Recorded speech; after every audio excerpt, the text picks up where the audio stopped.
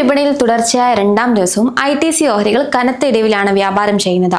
കഴിഞ്ഞ ദിവസം 10% നഷ്ടം രേഖപ്പെടുത്തിയതിന് പിന്നാലെയാണ് ഇന്നും 4% ഇടിവിൽ തുടരുന്നത്. 2 സെഷനുകൾ കൊണ്ട് ഏകദേശം 70,000 കോടി രൂപയുടെ വിപണി മൂലധനമാണ് നഷ്ടമായിരിക്കുന്നത്. ഓഹരി 3 വർഷത്തെ താഴ്ന്ന നിലയിലേക്ക് കൂപ്പുകുത്തിയിരിക്കുന്നു.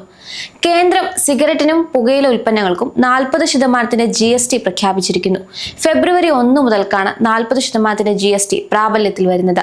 GST ഉയരുന്നതോടെ സിഗരറ്റിന്റെയും പുകയില ഉൽപ്പന്നങ്ങളുടെയും വില വർദ്ധിക്കും.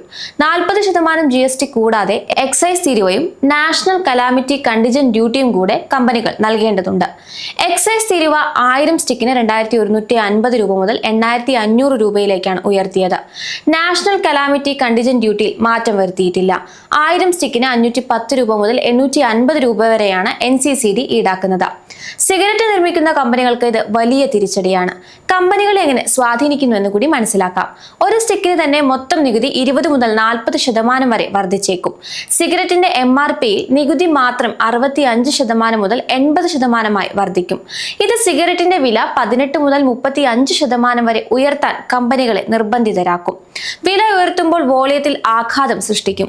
ITCയെ സംബന്ധിച്ച് ഏറ്റവും കുറഞ്ഞത് 15% സിഗരറ്റ് വില വർദ്ധിപ്പിക്കേണ്ടി വരും. ITCയുടെ കാര്യം നോക്കാം. സെപ്റ്റംബർ പാദം വരെയുള്ള കണക്കുകൾ നോക്കുമ്പോൾ മൊത്തം ബിസിനസിന്റെ 48% വരുമാനം ലഭിക്കുന്നത് സിഗരറ്റ് ബിസിനസ്സിൽ നിന്നാണ്. രണ്ടാം പാദത്തിൽ കമ്പനിയുടെ സിഗരറ്റ് ബിസിനസ്സിൽ 6% വളർച്ച രേഖപ്പെടുത്തിയിരുന്നു. വോളിയത്തിലും 6% വർധനവ് രേഖപ്പെടുത്തി. 3 വർഷത്തെ താഴ്ന്ന നിലയിലേക്ക് കുറഞ്ഞ ഓഹരിയിൽ നിക്ഷേപകർ ഇനി എന്ത് ചെയ്യണം? ഫെബ്രുവരി 1 മുതൽക്ക് പ്രാബല്യത്തിൽ വരുന്ന നിരക്ക് കമ്പനിയെ ദോഷകരമായാണ് ബാധിക്കുക എന്ന് അനലിസ്റ്റുകൾ ഒരുപോലെ പറയുന്നു. Nomura, Morgan Stanley, JP Morgan, Jefferies, Motilal Oswal, Kotak Institutional Equities, Nuvama എന്നീ ബ്രോക്കറേജുകളൊക്കെ തന്നെ ഓഹരിയുടെ ടാർഗറ്റ് വില വെട്ടിക്കുറച്ചു.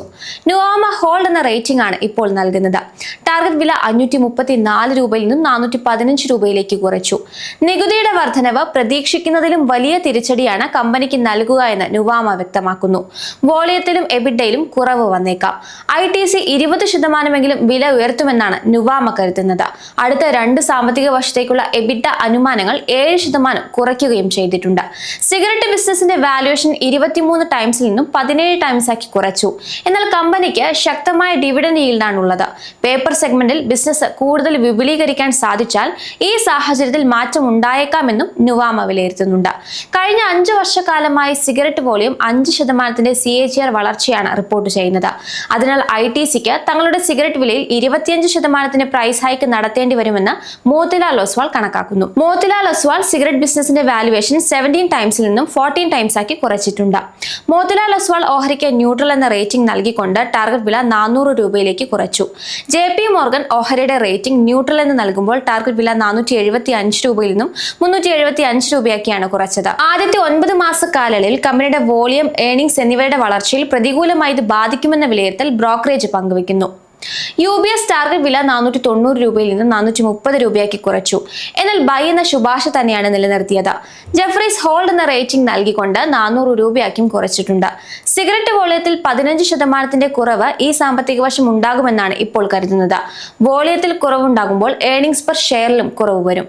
നോമുറ ഓഹരിക്ക് റെഡ്യൂസ് എന്ന സ്റ്റാൻസ് നൽകിക്കൊണ്ട് 340 രൂപയാണ് ടാർഗറ്റ് വില നൽകിയിരിക്കുന്നത്. കോട്ടക് സെക്യൂരിറ്റീസ് റെഡ്യൂസ് റേറ്റിംഗ് നൽകിക്കൊണ്ട് 350 രൂപയിലേക്ക് ടാർഗറ്റ് ചുരുക്കിയിട്ടുണ്ട്. ഓഹരികൾ കൈവശമുള്ള നിക്ഷേപകർക്ക് മാത്രമല്ല മ്യൂച്വൽ ഫണ്ടുകൾക്കും ഈ വാർത്ത തിരിച്ചടിയാണ്. നവംബർ വരെയുള്ള കണക്കു പ്രകാരം ഏകദേശം 48 അസറ്റ് മാനേജ്മെന്റ് കമ്പനികൾ അവരുടെ പോർട്ട്ഫോളിയോയിൽ ഓഹരി വാങ്ങിയിട്ടുണ്ട്.